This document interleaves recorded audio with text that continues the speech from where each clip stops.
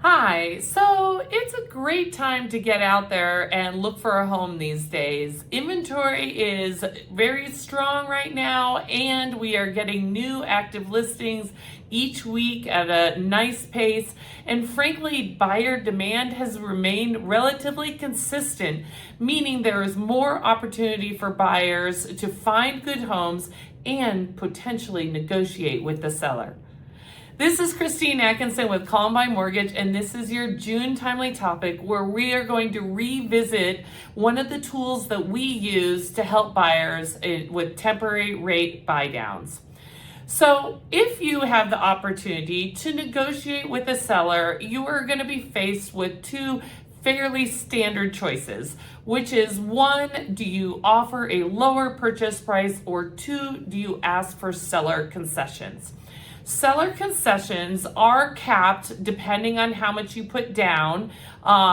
So you have to stay within those rules, but they also can only be used to cover closing costs. So they can't be used to cover your down payment.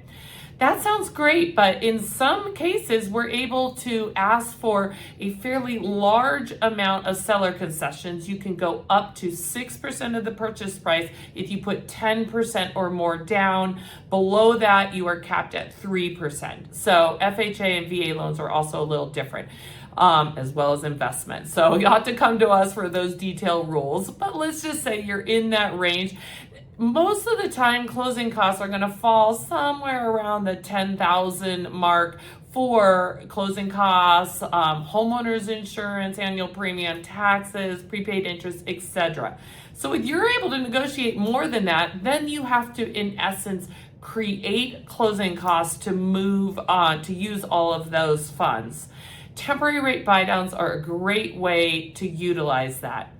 If you have the choice of lowering your purchase price or taking the funds and doing, say, a 2-1 buydown, this would indicate that your interest rate would be lower for 2 points for the first year of the loan, 1 point for the second year of the loan, and then move back to what we call the note rate.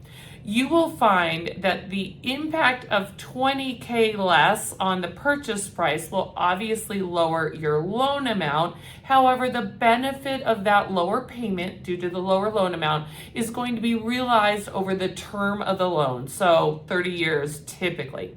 Whereas the temporary rate buydown is going to apply the same benefit to a much shorter period of time. Let's call it a 2-1 buydown, so 2 years.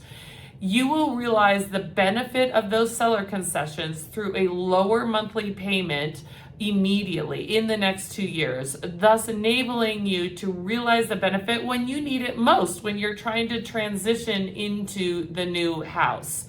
The other benefit of a temporary rate buydown versus, say, a permanent rate buydown is if you're probably not going to move in that time period, but if perhaps you might refinance or something comes up where you are paying off the loan, you will receive back any money that isn't utilized for the buydown. So you don't lose any funds.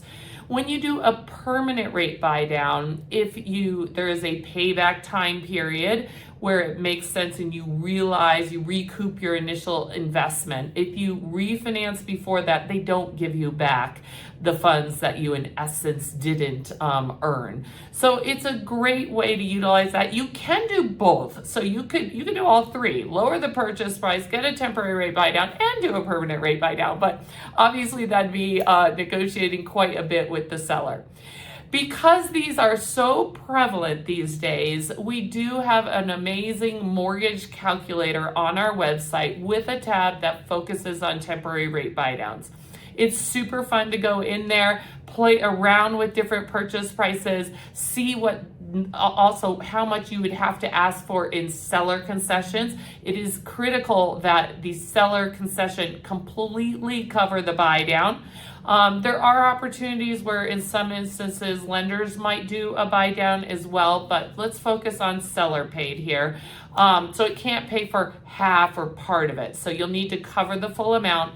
And then you can look at how much your payment would go down in the next couple of years. It's really a great tool, helps make that transition, etc. So I hope you find it useful. You find the link below. And also, of course, don't hesitate to reach out. I'd be happy to help.